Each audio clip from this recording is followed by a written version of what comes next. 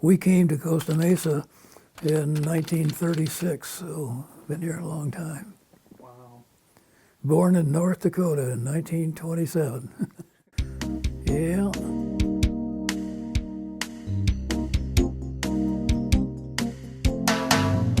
I was one of the, let's call them original employees, because city incorporated in 1953 and the police department was their priority. And they hired a fellow, Arthur R. McKenzie from LAPD, a medically retired Sergeant LAPD for the chief.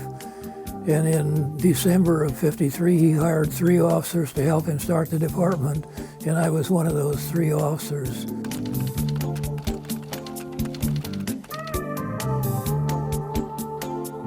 I pulled the first shift on December 16th of '53 and moved up quite rapidly through the ranks because the city was growing so fast that each year we'd add anywhere from 6 to 8 or 9 officers. And in July of '54, all 3 of the original guys were promoted to sergeant. In '56, I made lieutenant, '59 captain, and in 1964, they liked the work that Art McKenzie was doing as chief, liked it very much.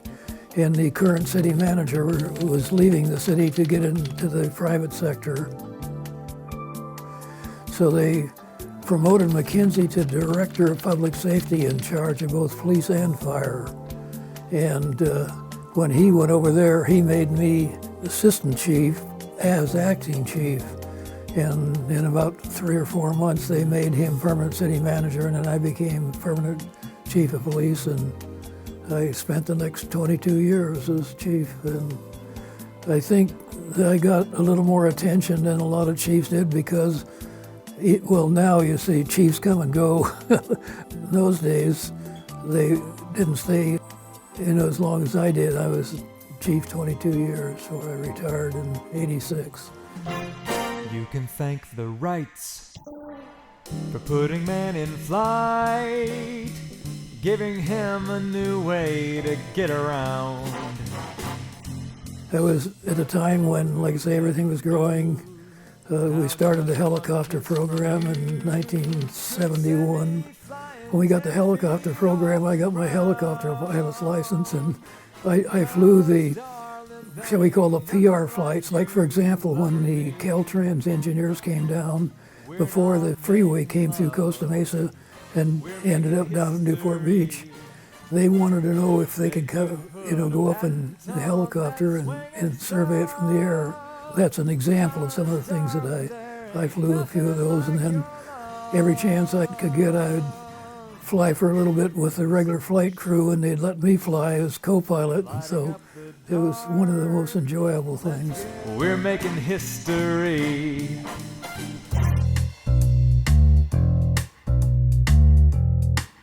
We were the first police department in the United States to put computer terminals in our patrol cars. That was in '82.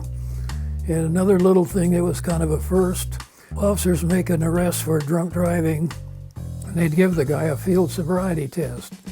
And then if the guy pled not guilty, they had to present their case in court either to a judge or to a jury to describe how the officer perceived the actions of the officer that gave him the information to make a drunk driving arrest. And we decided, why not videotape those sobriety tests in the field? And we did it for a short period of time in the field, and then we put a facility in the station, a long, like hallway-like thing with a blackboard in the back with the arrestee's name, date, and so forth, and the police case number. And then the little, down at the other end of the hallway was a little glass closed booth where we could conduct the sobriety test there, and it was on videotape.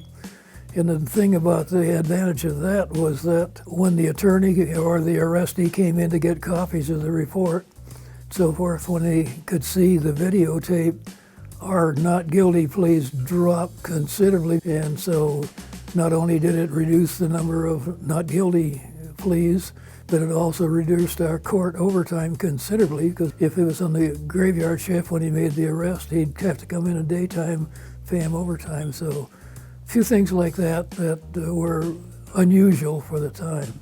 Another thing was that I shot on the pistol team for 12 years. I love competition.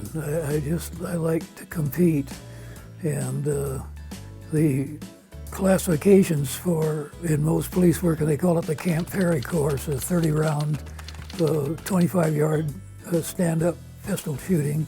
You can be a marksman, a sharpshooter, an expert, distinguished expert, master, or distinguished master. I hold the distinguished master class, and in Orange County, 3 out of 5 years when I was shooting, I was considered top gun.